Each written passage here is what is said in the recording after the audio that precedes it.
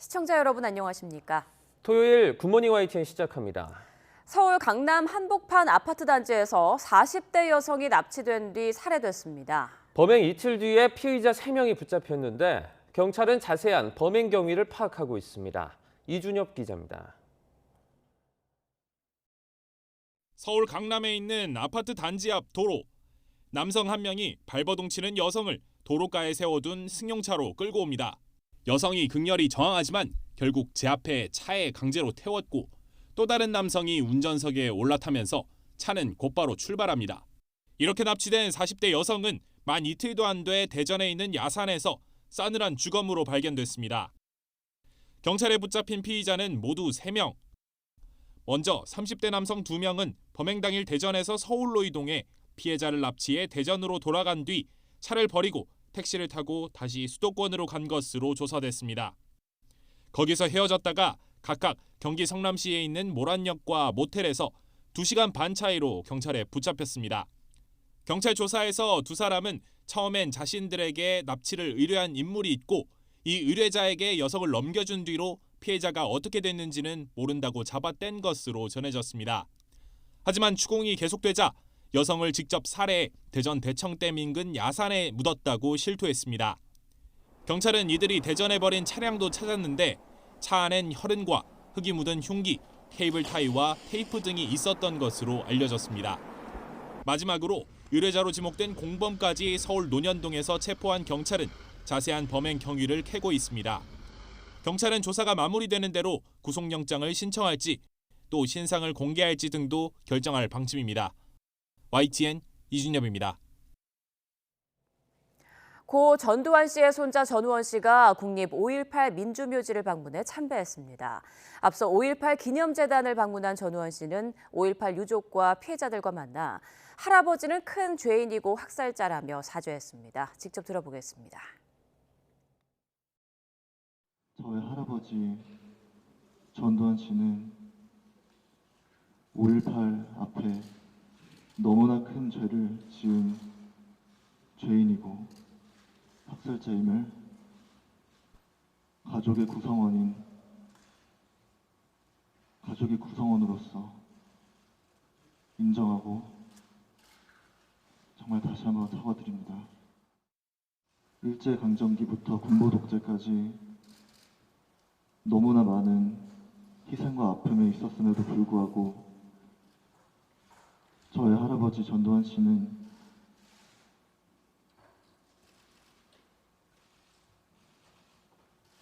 민주주의의 발전을 도모하지 못하고 오히려 민주주의가 역으로 흐르게 하였습니다.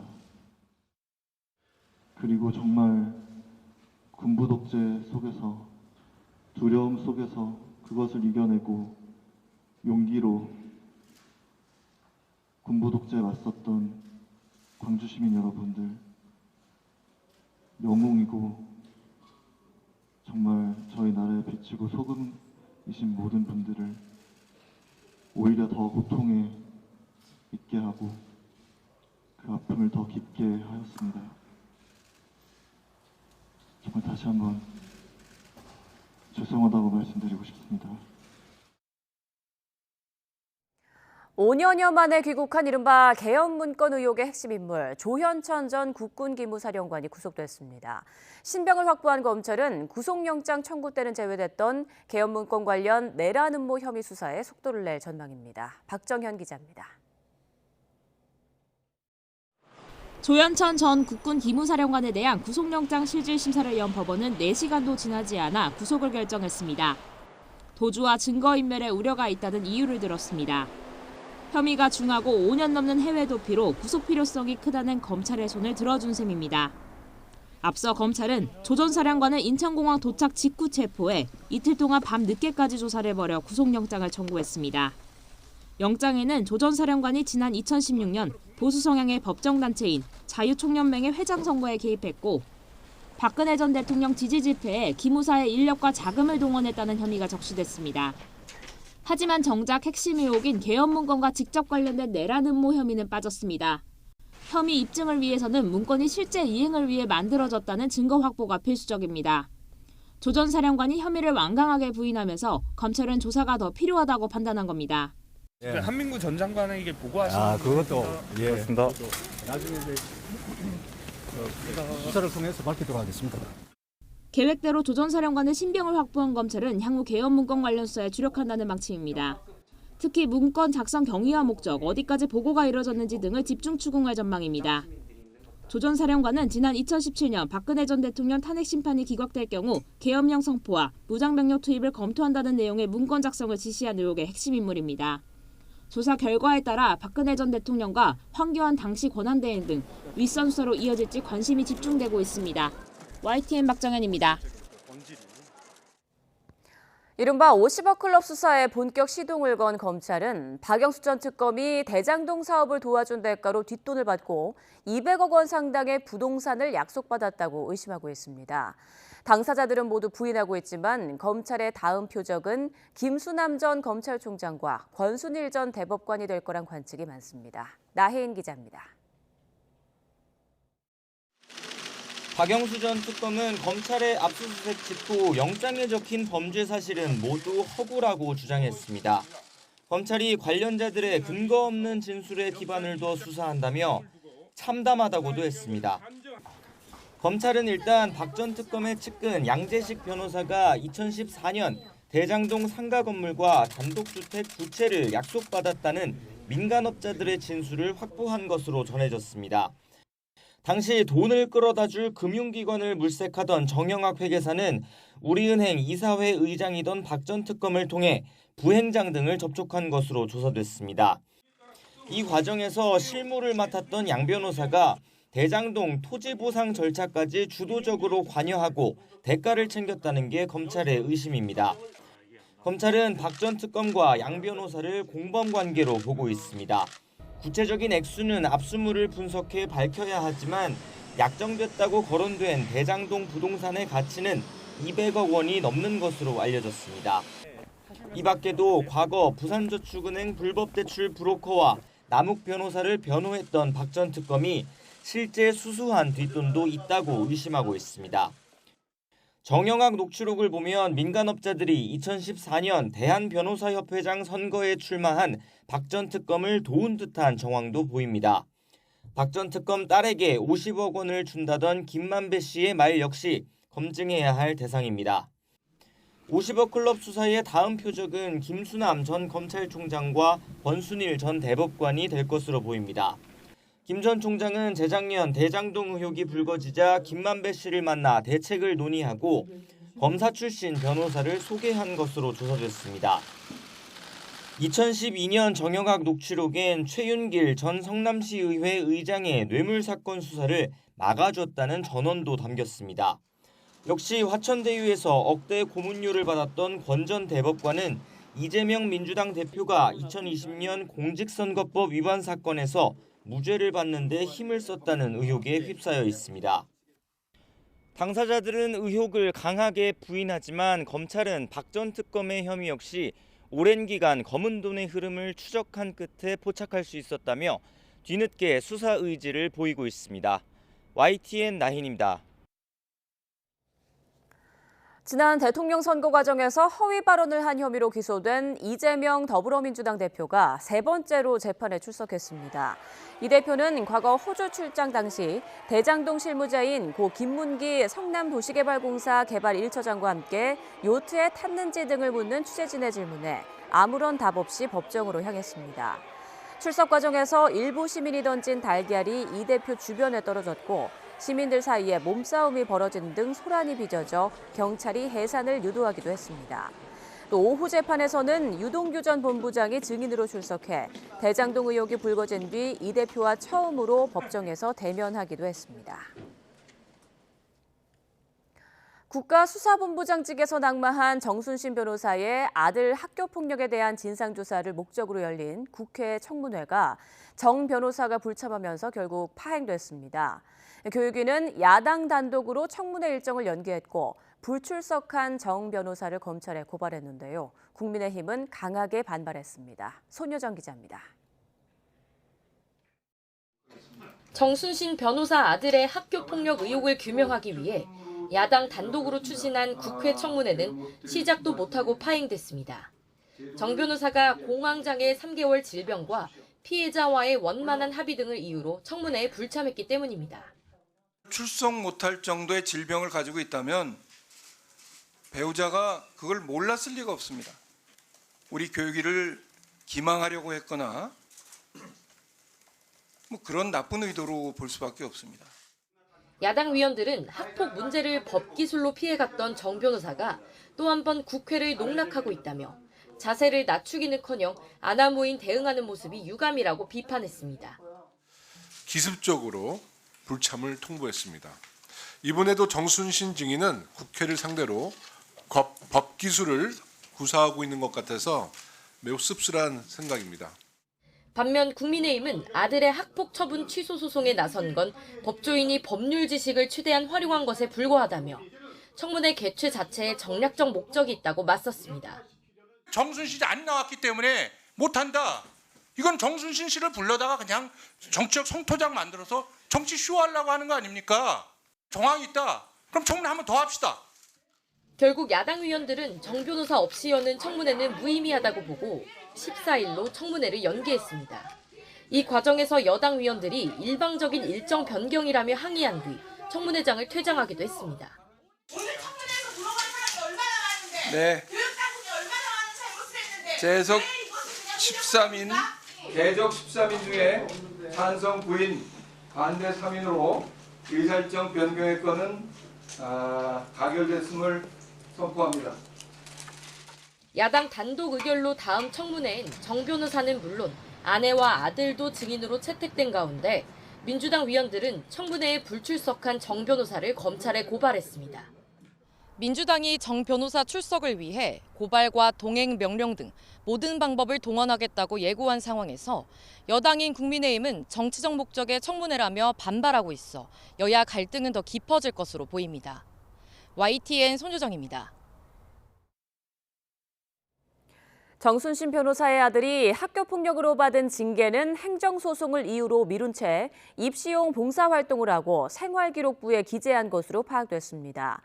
더불어민주당 서동용 의원실이 민족사관고등학교로부터 받은 자료를 분석한 결과 정 변호사의 아들 정모 씨는 지난 2018년 5월 학교폭력으로 봉사활동 40시간을 명령받았습니다. 하지만 정 씨의 어머니가 학교를 상대로 민사소송과 행정소송을 내 절차가 진행되는 사이 정 씨는 또래 학습 도우미 등 입시용 봉사활동을 했고 민사고는 이를 정 씨 학생부에 기재해 준 것으로 드러났습니다. 정 씨는 또 2018년 7월 교내 출입 자체가 금지되는 출석 정지 징계를 받았음에도 학교에서 개최된 진로 특강을 듣고 이 또한 학생 생활기록부에 기재했습니다. 서동용 의원은 이에 대해 피해 학생이 가해 학생과 분리되지 않고 고통받는 와중에도 민사고는 소송을 핑계로 검사 아버지를 둔 학생의 편의만 봐줬다고 비판했습니다. 이월 생산과 소비, 투자가 일제히 늘어 1년 2개월 만에 트리플 증가를 기록했습니다. 하지만 우리 경제의 주축인 반도체 생산은 17%나 감소해 경기 흐름의 불확실성은 큰 상황입니다. 보도에 오인석 기자입니다.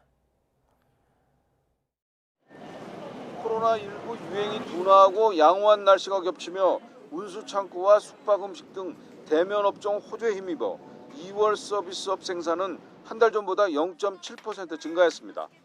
소비 동향을 보여주는 소매 판매액 지수도 음식료품과 승용차 등에서 판매가 늘며 5.3% 증가했습니다. 3개월 연속 감소한 소비가 2월엔 큰 폭으로 늘어난 겁니다. 설비 투자는 한 달 전보다 0.2% 증가했고 건축과 토목공사 실적이 늘며 건설 기송도 6% 증가했습니다. 그간 주춤했던 내수 지표가 개선되면서 2월 생산과 소비 투자는 1년 2개월 만에 트리플 증가를 기록했습니다. 소매 판매는 석 달 연속 하락한 기저효과와 대규모 할인 행사, 전기차 보조금 재개 등으로 음식료품, 승용차 판매 등이 증가하여 5.3% 큰 폭으로 증가하였고 하지만 실물 경제의 어려움은 지난해 하반기 이후 지속되고 있습니다.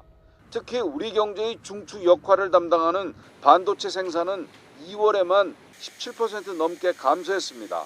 지난해 같은 달과 비교하면 40% 넘게 급감했습니다. 2월 광공업 생산은 제조업 생산이 3.1% 줄고 전기가스업 생산도 감소하면서 3.2% 줄었습니다.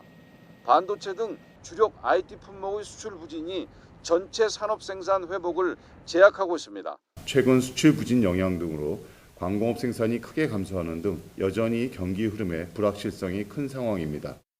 정부는 상반기 경기 보완을 위한 재정 집행과 내수 활성화 대책을 속도감 있게 추진해 수출과 투자, 내수 등 경제 활력을 높이는 데 정책 역량을 집중한다는 방침입니다. YTN 오인성입니다. 경기 둔화와 부동산 침체 등의 영향으로 2월까지 국세 수입이 1년 전보다 15조 7천억 원 줄었습니다. 기획재정부가 발표한 국세 수입 현황을 보면 2월 누계 국세 수입은 54조 2천억 원으로 전년 대비 15조 7천억 원 감소했습니다. 세목별로는 소득세가 부동산 거래 감소 등 자산시장 둔화와 종합소득세 중간예납 세제 지원 기저효과 등의 영향으로 6조 원이 줄었습니다. 부동산 거래 침체로 양도소득세는 2월에만 2조 6천억 원이 감소하는 등 2월까지 4조 1천억 원이 줄었습니다.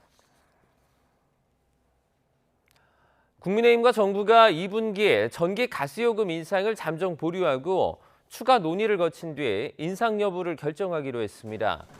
국민의힘 박대출 정책위의장은 당정협의회를 마친 뒤에 국제에너지가격 변동 추이와 인상 변수 등을 종합적인 판단을 하기 위해 이같이 결정했다고 밝혔습니다. 이어 당정은 한국전력과 한국가스공사의 누적 적자 문제가 외면할 수 없는 단계에 이르렀다는 데 인식을 같이 했고 전기 가스요금 인상이 불가피하다는 점을 재확인했다고 강조했습니다.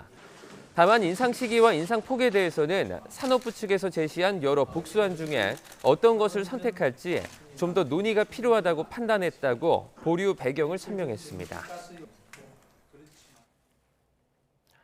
내수를 살리기 위해 정부가 택한 방법은 국내 여행 활성화입니다. 물가 부담을 고려한 교육지책인데 효과가 제한적일 거라는 평가가 나옵니다. 이용원 기자입니다.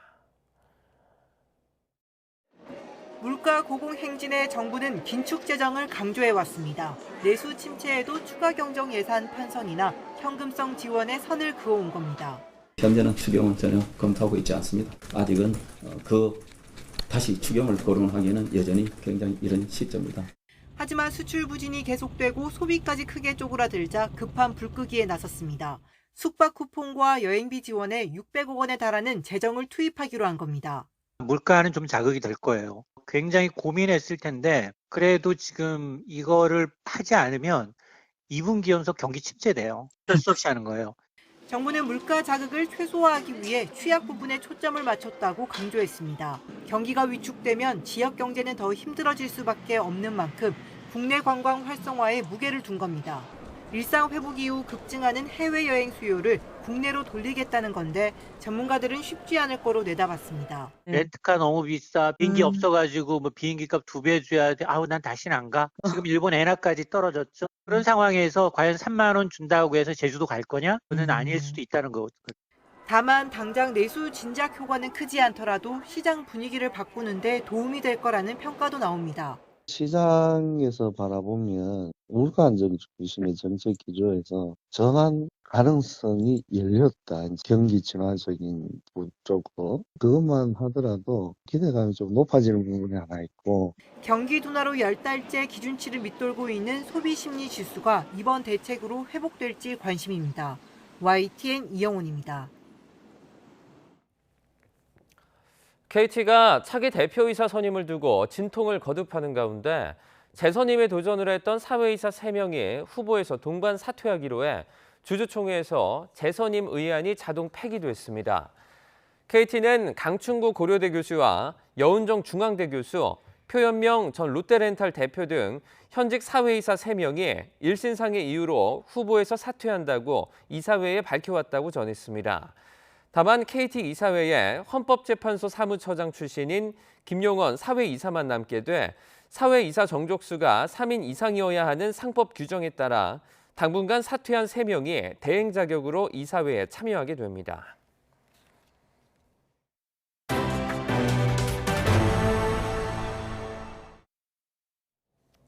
급식과 돌봄 업무에 종사하는 학교 비정규직 노동자들이 총파업에 나서면서 전국 학교 4곳 가운데 한 곳에서 급식 등의 차질이 빚어졌습니다. 교육부는 전국 교육공무직 16만 9천여 명 가운데 14%인 2만 3천여 명이 파업에 참여하면서 전체 12,705개 학교 중 26%인 3,293개 학교에서 정상급식을 하지 못했다고 밝혔습니다. 앞서 어제 하루 총파업한 민주노총 전국학교 비정규직 노동조합은 서울시청 앞에서 결의대회를 열고 물가 폭등 시대에 교육당국이 제시한 기본급 2% 인상하는 실질 임금 삭감이라면서 비정규직 처우를 개선하라고 요구했습니다. 또 급식실 종사자의 폐암 문제 해결을 위해 폐암 산재에 대한 매뉴얼을 만들고 급식 종사자 인력을 확충하는 등 근무 환경을 개선하라고 요구했습니다. 초저출산이 이어지는 최악의 상황을 가정할 때 국민연금의 적자가 4배 더 많아질 거란 전망이 나왔습니다. 그럴 경우 2070년엔 월급의 5분의 1을 국민연금 보험료로 내게 될 것으로 보여 연금개혁의 시급성이 다시 한번 강조되고 있습니다. 김평정 기자입니다. 여성이 평생 낳을 것으로 예상되는 아기의 수인 합계 출산율은 지난해 0.78명으로 사상 최저를 기록했습니다. 이런 초저출산 현상이 계속 이어지면 국민연금의 적자 규모가 눈덩이처럼 커질 것으로 추산됐습니다. 합계 출산율이 올해 0.73명으로 나오고 2040년에 1명 이상으로 회복하는 기본 시나리오와 올해 0.62명으로 훨씬 더 낮아지고 2050년 이후에도 여전히 1명 아래인 최악의 초저출산 시나리오를 비교했습니다. 두 시나리오 모두 보험료와 투자 수익으로 들어오는 돈보다 연금 지급으로 나가는 돈이 더 많아지는 시점은 2041년, 기금이 완전히 소진되는 시점은 2055년으로 같았습니다. 그러나 기금이 소진될 때 적자의 규모는 초저출산을 가정한 경우 207조 원으로 기본 시나리오보다 4배 이상 많았습니다. 기금이 고갈되면 쌓아둔 돈 없이 보험료만 걷어서 연금을 지급하는 부과 방식으로 전환하게 됩니다. 따라서 월 소득에서 보험료로 내는 비율이 급속히 오르게 되는데 기본 시나리오에서도 2070년에 33%에 달하지만 초저출산을 가정했을 때는 무려 42%가 될 것으로 예측됐습니다. 보험료율이 42%일 때 회사와 절반씩 나눠내는 직장 가입자는 월급이 300만 원인 경우 21%인 63만 원을 국민연금에 내야 합니다. 미래 세대의 과중한 부담을 지우지 않으려면 지금 세대가 내는 돈을 더 올려야 하는데 정부는 아직도 결론을 내지 못하고 있습니다. 보험료율 조정과 관련해서는 지속 가능성을 주장하는 입장과 소득 보장성을 강조하는 입장이 크게 대립해서 의견의 합치를 보지 못했습니다. 국민연금의 투자 수익률을 1%포인트 올리면 기금 소진 시점이 5년 늦춰질 것으로 보이지만 일시적 수명 연장일 뿐 근본적 해결을 위해선 연금 개혁이 시급하다는 지적입니다. YTN 김평정입니다. 붕괴 직전에 소아 의료 체계를 살리겠다며 정부가 각종 대책을 내놓고 있지만 정작 소아 청소년과 의사들 사이에선 반발이 거셉니다. 이대로라면 소아과 간판을 내릴 수밖에 없다며 제대로 된 보상이 있어야 한다고 지적했습니다. 신윤정 기자입니다. 소아청소년과 개원이가 중심인 대한소아청소년과 의사회 소속 전문의 50여 명이 흰 가운을 벗고 한자리에 모였습니다. 지금 같은 낮은 수입과 열악한 환경에서는 병원을 운영할 수 없다며 폐과를 선언했습니다. 도저히 간판을 내릴 수밖에 없다라는 말씀을 드립니다. 소아과 전문의를 힘들게 안 딴 사람보다도 대우가 힘든데 어떻게 일을 할 수가 있겠느냐. 저출산으로 환자 수가 줄었는데 낮은 수가가 고착화한 데다 각종 예방접종마저 무료로 바뀌면서 진료비는 사실상 30년째 그대로, 의사들 수입은 지난 10년간 28% 줄었다고 주장했습니다. 여기에 각종 의료사고에 대한 부담과 보호자를 상대로 한 대응까지 근무 환경은 갈수록 열악해지고 있다고 밝혔습니다. 예, 그거 파다가 아기가 살짝 움직이니까 피가 났어요. 그거 갖고 3천만 원 배상이 말이 됩니까? 우리는 감정노동도 해야 되고 부모도 달래감수 치료해야 돼요. 정부가 최근 발표한 소아 의료체계 개선 대책에 대해서도 조목조목 반박했습니다. 당장 소아청소년과 인력 공백이 문제인데 각종 시설 확충을 해결책이라고 내세우고 있고 제시된 보상책도 의사 개인이 아닌 병원 손실에 대한 보상에 그치고 있다는 겁니다. 소아청소년 환자의 1차 진료를 책임지는 개원이들의 패커 선언으로 소아 환자가 적기에 제대로 된 치료를 받을 수 없어지는 게 아니냐는 우려의 목소리도 나오고 있습니다. 보건복지부는 국민의 소아 의료 이용에 피해가 가지 않도록 긴급 대책반을 구성해 상황을 점검해 나가겠다고 밝혔습니다. YTN 신윤정입니다. 2023 시즌 프로야구가 오늘 낮 2시 문학을 비롯한 전국 5개 구장에서 일제히 개막합니다. 미디어데이 행사에 참석한 야구 팬들은 위기에 빠진 한국 야구의 각성을 촉구했는데요. 이제 팬들의 인내심 강한 야구 사랑에 시즌을 시작하는 선수들이 화답할 차례입니다. 김상익 기자입니다. 깜짝 놀랄 만한 팬과의 즉석 약속도 해보고 우승 공약으로 말씀하셨는데 그거와 상관없이 무조건 사회에 보겠습니다.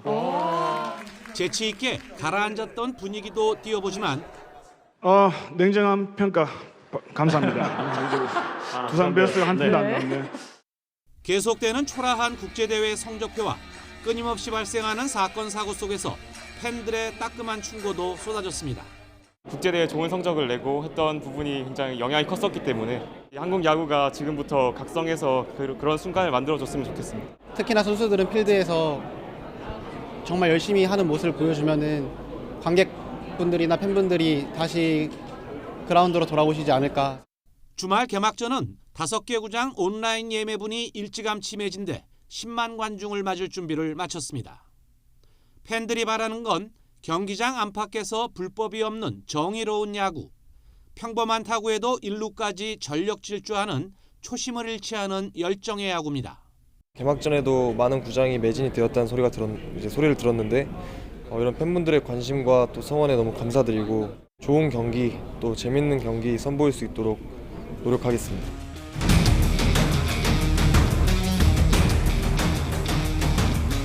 그들만의 리그라는 비아냥 속에 추락하는 위기의 한국 야구. 아직 포기하지 않은 팬들의 관심 속에 시즌 출발점에 선 선수들의 어깨가 그 어느 해보다 무거워 보입니다. YTN 김사익입니다. 검찰이 프로야구 정규 시즌 개막을 하루 앞두고 한국야구위원회 KBO를 압수수색했습니다. 서울중앙지방검찰청은 어제 서울 강남구 한국야구위원회와 KBO 산하 마케팅 자회사인 KBOP 사무실 등에 검사와 수사관을 보내 압수수색 영장을 집행했습니다. 검찰은 KBO 간부 A씨가 2013년부터 2016년 사이에 스포티비 등 TV 채널을 운영하는 스포츠 마케팅 업체 A클라 엔터테인먼트로부터 중계권 관련 청탁과 함께 뒷돈을 받은 배임 수재 혐의를 포착한 것으로 알려졌습니다. 검찰은 A클라가 A씨 아내에게 급여 명목으로 돈을 건넸고 이런 수법 등으로 건네진 돈이 수억 원대에 이르는 것으로 의심하고 있습니다. 프로축구 승부 조작 등의 사유로 징계 중인 축구인을 대거 사면한 대한축구협회가 반대 여론에 부딪혀 사면 결정을 사흘 만에 철회했습니다. 선수들은 앞으로 잘 성장하고 있지만 행정은 뒤로만 간다는 평가입니다. 김동민 기자입니다. 대한축구협회가 서울축구회관에서 임시이사회를 열고 지난 28일 발표한 사면 조치를 전면 철회하기로 했습니다. 각종 비위로 징계를 받은 전현직 선수, 지도자, 심판 등 100명을 사면하기로 한 결정을 사흘 만에 철회한 것입니다. 월드컵 본선 10회 연속 진출과 카타르 월드컵 16강 진출을 축하하고 화합과 새 출발을 위한 명분이라고 했지만 설득력은 얻지 못했습니다. 특히 지난 2011년 프로축구 승부 조작에 가담했다가 제명된 선수 48명도 포함돼 있어 월드컵 16강과 승부 조작 사면이 무슨 관계가 있느냐는 질타가 이어졌습니다.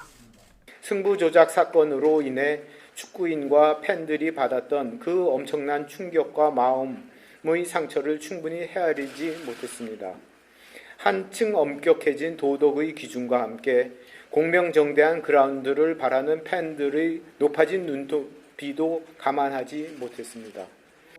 우루과이와 평가전을 1시간 앞두고 사면을 전격 발표한 꼼수 행정도 도마 위에 올랐습니다.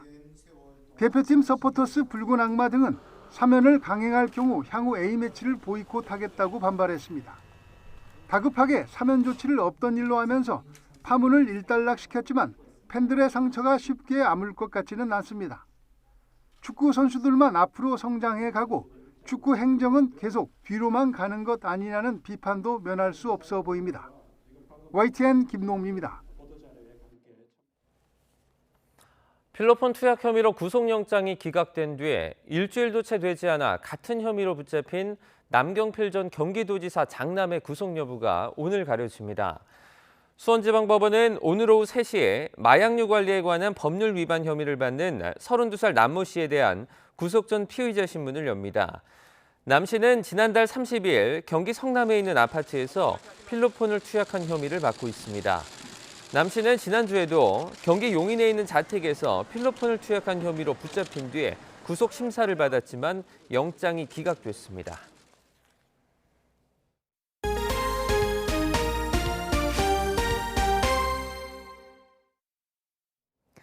네, 올해 쓰레기나 논두렁을 태우다가 난 산불이 지난해 같은 기간보다 2배 급증한 것으로 나타났습니다.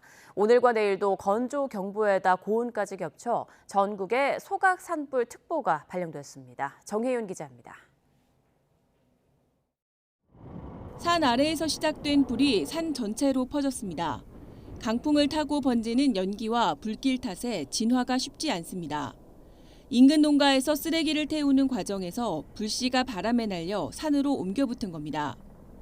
이후에도 쓰레기나 논두렁을 태우는 소각이 원인으로 밝혀진 산불이 꾸준히 발생하고 있습니다. 올해 발생한 소각 산불은 총 91건으로 전체 산불의 26%에 달합니다. 보통 산불의 가장 큰 원인으로 지목되던 입산자 실화보다 많습니다. 지난해 같은 기간과 비교하면 2배가량 증가한 겁니다. 현재 농산촌의 고령화로 인해서 실제 농사를 짓는 분들이 이렇게 영농 부산물 처리를 제때 하지 못해서 제일 관행적으로 쉬운 소각을 하고 있는데요. 이런 소각들이 산불로 이어지는 가장 큰 원인이 되고 있습니다. 산림당국도 소각 산불에 대한 처벌이 강화됐다는 점을 홍보하고 단속도 강화하고 있습니다. 지난해 개정된 산림보호법에 따르면 산림 인근 지역에서는 소각 행위가 전면 금지됩니다. 부주의나 실수로 산불을 내도 3년 이하의 징역이나 3천만 원 이하의 벌금을 물어야 합니다. 고령화하는 농가 사정을 고려해 산불 위험 기간에는 직접 찾아가 쓰레기를 파쇄해주는 사업도 진행하기로 했습니다. 특히 이번 주말과 휴일에는 맑은 날씨에 고온 현상이 겹쳐 산불 위험이 고조돼 각별한 주의가 필요합니다. 고온 건조한 날씨로 전국 대부분 지역의 산불 위험 지수가 높음으로 예측되었으며 강원도는 소각산불 경보가, 서울 등 전국 대부분 지방에는 소각산불주의보가 발효됐습니다. 식목일과 청명 그리고 한식이 겹친 다음 주에는 다행히 전국적으로 단비가 예고돼 산불 걱정을 잠시 덜 수 있을 전망입니다. YTN 정혜윤입니다. 불은 대체로 외부 요인이 있어야 발생하지만 저절로 나는 경우도 있습니다. 폐기물 매립장에서 이런 경우가 종종 발생하는데요. 어떻게 예방하는 게 좋을지 헬로티비 뉴스 한범호 기자가 알아봤습니다. 검은 매연이 바람을 타고 주변으로 퍼져나갑니다. 당진시 자원순환센터에서 불이 난 건 지난 24일 아침 7시쯤. 당시 이곳엔 생활쓰레기 3,000톤가량이 쌓여 있었는데요. 불은 그중 일부를 태우고 약 10시간 만에 꺼졌습니다. 화재 원인은 자연 발화. 물질에 저절로 불이 붙어 연소되는 현상인데 특히 폐기물 매립장에서 자주 일어납니다. 장시간 이게 이제 많이 쌓아놓기 때문에 보통 우리가 자연 발화라면 그 안에 이제 유지, 이제 기름종이 같은 거죠. 그런 걸 같이 모아놓게 되면은 얘가 이제 시간이 경과하면서 안에서 온도가 이제 좀씩 올라갑니다. 탈 수 있는 물질이 주변에 있게 되면은 그 어떤 점화원이 없어도 자연적으로 이게 발화되는 현상이거든요. 거대한 쓰레기 더미 속에서 조금씩 축적된 열이 기름 묻은 물질과 결합해 불이 붙는 겁니다. 지난해 생활쓰레기 4,000톤을 태우고 건물 외벽까지 무너뜨린 서산 폐기물 매립장 화재도 이런 식으로 시작됐습니다. 자연 발화는 최근 충남 지역 폐기물 시설 화재 원인의 절반 이상을 차지했습니다. 그렇다면 자연 발화는 어떻게 막을 수 있을까? 쌓아둔 폐기물 속 온도를 수시로 낮춰주는 게 가장 좋은 방법입니다. 쓰레기 매립 정화제를 예방하기 위해서는 쓰레기가 쌓여있는 공간을 펼쳐주거나 물을 분무 형태로 쏴주어서 국소적인 열 축적을 막아주는 것이 필요할 것으로 생각됩니다. 초동 진화도 중요합니다. 폐기물 화재는 많은 양의 연기와 유독가스를 내뿜어 진화 작업이 어려운 게 특징. 이번 당진 화재 땐 일부러 유리창을 깨뜨려 연기를 밖으로 빼내야 했습니다. 화재가 발생했을 때 그냥 초기 진화가 가장 중요한데 안에 연기가 자욱해가지고 직원들이 진입에 좀 어려움이 있었습니다. 초기에 불길을 잡으려면 스프링클러와 환기장치, 건물 외부에서 사용 가능한 5개 소화전 등을 갖춰야 합니다. 선풍기 설비를 좀 요소요소에 해놔서 빨리 연기를 배출을 시켜야만이 우리가 들어가서 화재를 진압할 수가 있고요. 안에 좀 연기가 있는 상태에서 그 옥내 소화전 설비를 사용하기는 쉽지 않습니다. 그래서 그 대안으로 외부의 옥외 소화전 설비도 추가로 좀. 또 시설 직원들을 대상으로 한 실질적인 소방 안전 교육도 주기적으로 실시해야 한다고 전문가들은 조언합니다. 헬로티비 뉴스 한보호입니다. 10년 만에 열리는 순천만 국제정원 박람회가 오늘 일반인을 대상으로 공식 개막하고 7개월의 대장정에 들어갑니다. 이번 박람회는 오늘부터 10월 31일까지 순천만 국가정원과 순천만 습지, 도심 등에서 열립니다. 박람회 면적만 193헥타르로 30여 개 나라가 정원 조성에 참여했습니다. 네, 이달 4월은 과학의 달입니다. 한 달 내내 전국 각지에서 다양한 과학 행사가 열리는데요. 3년 만에 마스크 없이 진행되는 과학 행사와 함께 봄나들이를 떠나보는 건 어떨까요? 최소라 기자가 전해드립니다. 생성형 인공지능 챗 GPT가 등장하면서 학교와 회사는 물론 정부도 활용 방안을 고민하고 있습니다. 국내 최초 민간 우주선이 성공적으로 발사되면서 본격화된 뉴스페이스와 올해 상반기 예정된 누리호 3차 발사도 우리 과학계 주요 이슈입니다. 빠르게 발전하는 과학계를 직접 체험하고 피부로 느낄 수 있는 행사가 가득합니다. 국립과학관들은 과학의 날을 기념해 상설 전시관 등을 무료 개관할 예정이고 공동특별전과 과학축제 등을 진행합니다. 한국항공우주연구원과 한국화학연구원, 한국재료연구원 등 정부 출연 연구기관은 4월 한 달간 무료로 연구 현장 탐방 프로그램 등을 운영합니다. 또 천체 관측, 생태 탐방, 과학 마술 공연 등 전국적으로 50여 개 기관에서 130여 개 과학문화 프로그램을 준비했습니다. 국내 최대 과학축제인 대한민국 과학축제는 오는 27일부터 30일까지 과학도시 대전에서 3년 만에 마스크 없이 오프라인 행사로 진행됩니다. 아이들부터 성인까지 다양한 세대가 함께 즐길 수 있도록 프로그램을 구성하였습니다. 올해는 위드 코로나 시대로 전환이 되었습니다. 현장에서 직접 체험하고 소통할 수 있는 다양한 체험 프로그램들을 많이 준비했습니다. 과학 전문 온라인 포털 사이언스 올에서는 과학자들이 직접 진행하는 강연과 공모전을 통해 뽑힌 과학 웹툰, 웹드라마 등도 볼 수 있습니다. 과학의 달 행사에 대한 자세한 내용은 사이언스 올 홈페이지에서 볼 수 있습니다. YTN 사이언스 최소라입니다. 이번 공직자 재산 공개 내역을 보면 고위 관료들이 국내 주식을 대부분 매각하고 해외 주식은 그대로 보유한 경우를 많이 볼 수 있습니다. 바로 직무 관련성 심사 때문인데요.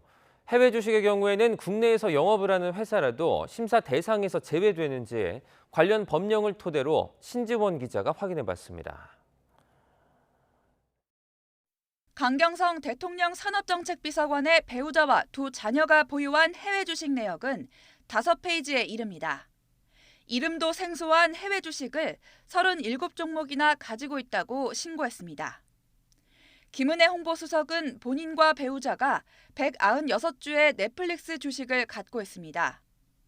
부부 합산 2억 1천여만 원의 해외 주식을 신고했습니다. 이종섭 국방부 장관은 엔비디아나 스타벅스 주식 소량을, 배우자는 아마존과 소파이 테크놀로지 등 해외 주식을 보유하고 있습니다. 국무위원과 대통령실 관계자 60명의 재산 신고 내역을 살펴봤더니 19명은 본인이나 가족이 해외 주식을 보유하고 있었습니다. 반대로 국내 주식의 경우 3천만 원 이상 주식은 상당 부분 매각한 경우가 많았습니다. 국내 주식은 3천만 원 이상을 보유하면 주식 백지신탁심사위원회에 신고해 직무 관련성을 심사받아야 하기 때문. 고위공직자가 정책 결정에 관여하거나 정보 취득 범위가 넓을 수 있다는 점을 반영한 겁니다. 그렇다면 해외 주식의 경우에는 이런 제한이 없는 걸까? 인사혁신처의 공직자 윤리 시스템을 보니 주된 영업소가 외국에 있고 국내 시장에 상장되지 않았다면 직무 관련성 심사 대상이 아니라고 설명하고 있습니다. 국내 기업이냐 해외 기업이냐를 구분 짓는 것 자체가 점점 의미가 없어지는 시대고 해외 주식 투자도 활발하게 이루어지고 있습니다. 고위공직자분들의 업무 범위가 굉장히 포괄적인 만큼 해외 주식도 직무 관련성 심사 대상이 되어야 할. 지난 2020년에는 공기업인 한국전력 사장이 자신이 11억 원 상당의 주식을 보유한 다국적 기업에 일감을 주면서 논란이 일기도 했습니다. 글로벌 시장 경제의 흐름을 반영해 해외 주식도 백지신탁 심사 대상에 포함하는 공직자윤리법 개정안이 발의된 상태지만 2년 넘게 국회 심사만 기다리고 있습니다. 따라서 현행 공직자윤리법이 고위공직자의 국내 주식만 심사하고 해외 주식 보유는 제한하지 않고 있다는 문제 제기는 사실로 판정합니다. YTN 신지원입니다. 특정 코인이나 주식의 매매 정보를 알려주는 이른바 투자 리딩방 사기 행위가 기승을 부리고 있습니다. 아예 가짜 거래 프로그램을 만들어서 수천만 원의 수익이 났다며 투자자를 속이는 등 수법도 교묘한데요. 투자 리딩방 사기 수법과 예방법 윤성훈 기자가 정리했습니다. 육아 정보를 나누는 단체 채팅방에서 가상자산 투자 리딩방 인증글을 처음 접한 전업주부 A씨. 리딩방에서 추천한 대로 따라서 큰 수익을 거뒀다는 말에 솔깃해 가입까지 마쳤습니다. 걔네들이 알려준 대로 하면 어느 정도의 수익이 난다. 뭐 이런 식으로 카톡을 계속 이제 보내더라고요. 그래서 너도 나도 이제 달라붙어서 이제 하려고 해서 이게 진짜 맞는 얘기인가 보네. 이렇게 해서 이제 혹하게 되는 거죠. 시험 삼아 넣어본 5만 원이 금세 8만 원으로 불어나 바로 계좌에 들어오는 걸 보니 손실 없이 고수익을 보장한다는 리딩방 측 이야기에도 믿음이 갔습니다. 그 길로 800만 원을 투자해 3천만 원이 넘는 수익이 났는데 이를 찾으려면 1,500만 원을 입금해야 한다는 알림을 받고서야 사기를 당했다는 사실을 깨달았습니다. 알고 보니 코인 거래가 이뤄진 곳은 리딩방이 만든 가짜 사이트였고 수익금 3천만 원도 꾸며낸 거였습니다. 800만 원이라는 저한테는 엄청 큰 돈을 잃게 돼버렸고 사기를 당했다고 생각을 하니까 진짜 망치로 머리를 두드려 맞은 것처럼. 이렇게 가짜 홈트레이딩 시스템을 만들어 수익이 난 것처럼 속이는 건 전형적인 투자 리딩방 사기 수법입니다. 거짓 정보를 미끼로 비상장 주식에 투자하도록 해서 돈을 가로채는 일도 흔합니다. 실제 상장된 가상자산 가운데 시세 조정이 쉬운 종목을 미리 사두고 투자를 유도한 뒤 가격이 오르면 팔아치운 사례도 적발됐습니다. 경찰도 대대적인 단속에 나선 가운데 리딩방과 관련해 지난달 진행된 수사만 700건이 넘습니다. 경찰청에서는 3월 23일부터 6월 30일까지 100일간 투자 리딩방에 대해서 집중적인 단속을 진행하고 있습니다. 피해를 막을 방법은 없을까? 경찰은 해당 리딩방이 제도권 금융투자회사인지 금융소비자 정보 포털에서 우선 확인해야 한다고 조언합니다. 특히 투자 손실을 보전해준다는 연락엔 일절 응대하지 말고 원금, 고수익 보장을 내세운 리딩방은 의심해보는 게 안전합니다. 무엇보다 리딩방 사기범들은 차명 계좌와 대포폰을 이용하는 경우가 많아 용의자를 특정하는 게 쉽지 않습니다. 또 사기 일당이 검거되더라도 이미 자금 세탁을 끝냈다면 피해 금액을 환수하기도 어렵습니다. 투자자가 애초에 피해를 입지 않도록 예방하는 게 가장 중요하다고 경찰이 강조하는 이유입니다. YTN 윤성훈입니다. 지난달 27일 다세대 주택 화재로 안타깝게 숨진 나이지리아 사남매의 발인이 엄수됐습니다. 유가족은 가족에게 기쁨을 줬던 아이들이었다고 회상하면서 사남매를 떠나보냈습니다. 안동준 기자입니다. 나이지리아인 동포들의 손에 이끌려 운구차로 차례차례 향하는 사남매. 환하게 웃는 얼굴은 이제 영정사진 속에서만 빛날 뿐입니다. 부모는 영원한 안식을 찾아 떠나는 자녀 4명을 애끓는 마음으로 배웅합니다. 갑작스레 찾아온 생이별에 눈에선 눈물이 멈추지 않습니다. 다세대 주택 화재로 목숨을 잃은 나이지리아인 4남매의 발인이 엄수됐습니다. 화재 때 다쳐 거동이 불편한 아버지는 아직 현실이 믿기지 않습니다. Happy, cheerful, joyful. I say 100%. I love them. 부부가 낯선 한국 땅에서 아이 5을 다 기르며 살아가는 건 녹록지 않았습니다. 이들은 방 2개가 딸린 이곳 다세대 주택에서 5남매와 함께 생활해왔습니다. 하지만 가까이서 지켜봐온 이들은 언제나 웃음을 잃지 않는 행복한 가정이었다고 입을 모읍니다. 항상 밝고 명랑했고 가정도 항상 즐거웠었고요. 정말 맏딸답게 의젓하고 동생들 잘 챙기는 그런 학생이었습니다. 2년 전에 살던 집에서도 불이 나 둘째 아들이 화상을 입는 등 고초를 겪었던 가족. 이번엔 아버지가 아이들을 대피시키기 위해 창문을 깨려다 실패했다는 진술이 나오는 등 긴박했던 상황이 알려지면서 안타까움도 커지고 있습니다. YTN 안동준입니다. 북한이 최근 소형화된 핵탄두를 공개하며 미사일 공중폭발 장면을 공개했는데요. 소형 핵탄두는 최근 시험 발사를 진행한 다양한 미사일에 탑재 가능한 크기라는 점에서 개발이 완료 단계에 들어간 게 아니냐는 평가가 나오고 있습니다. 임성재 기자입니다. 지난달 27일 북한이 함경북도 김책시 앞바다에서 실시한 미사일 공중폭발 시험 장면입니다. 가상의 핵습격을 진행해 500m 상공에서 공중폭발시켰다며 관련 장면을 공개한 겁니다. 여기에 핵탄두를 장착하겠다는 의도를 드러냈는데 이에 앞서 전략 순항미사일도 같은 시험을 진행했고 핵어뢰 폭발 시험도 연달아 감행했습니다. 그만큼 북한은 한국군의 탄도탄 및 방어 체계를 뚫기 위해서 핵무기 투발 수단을 다양화하고 있는 것으로 보여집니다. 이와 함께 공중폭발에 사용할 전술 핵탄두 화산 31도 공개했습니다. 지난 2016년과 2017년에 각각 공개된 미러볼과 땅콩 모양의 핵탄두 추정물체와 비교해 모양도 크기도 확연히 달라졌습니다. 무기급 핵물질 생산을 전망성 있게 확대하며 계속 위력한 핵무기들을 생산해내는데 박차를 가해 나가야 한다고 하시면서 사진 속 화산 31은 직경 40에서 50cm, 길이 90cm로 소형화했는데 직경이 60cm인 초대형 방사포나 북한판 이스칸데르, 에이테킴스 미사일에 모두 장착할 수 있는 크기입니다.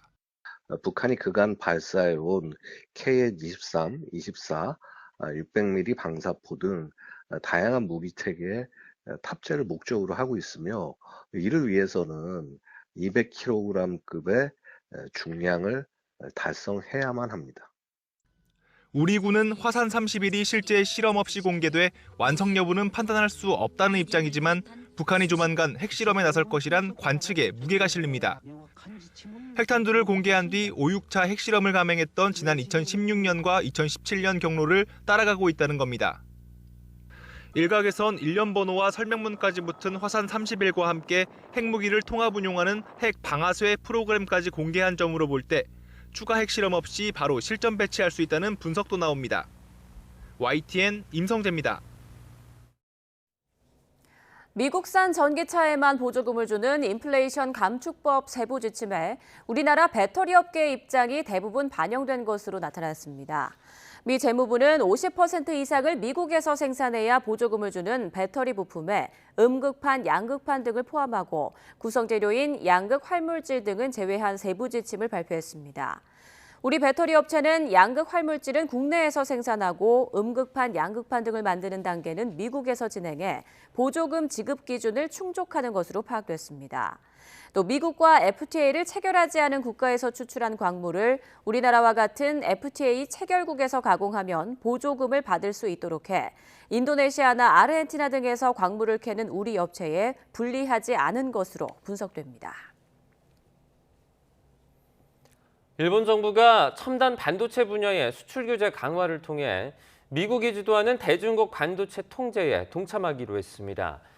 일본 정부는 어제 첨단 반도체 관련 물품 수출에 경제산업상의 허가가 필요한 품목을 확대하기 위해 관련 법률의 하위 규정을 개정한다고 공식 발표했습니다.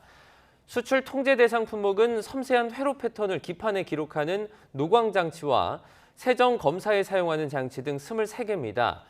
첨단 반도체와 관계가 없는 장비는 통제 대상에 포함되지 않습니다. 일본 정부는 의견 수렴 절차를 거쳐 5월에 개정된 규정을 공포하고 7월부터 규제를 시행할 방침입니다. 중국이 미국 메모리 반도체 기업 마이크론 테크놀로지에 대한 규제에 나섰습니다. 중국 국가인터넷정보판공실 산하 인터넷 안보심사 판공실은 마이크론의 중국 내 판매 제품에 대한 인터넷 안보심사를 한다고 밝혔습니다. 심사 이유에 대해선 핵심적인 정보 인프라의 공급망 안전을 보장하고 잠재된 제품의 문제가 인터넷 안보 위협을 일으키는 것을 예방해 국가 안보를 보호하기 위한 것이라고 설명했습니다.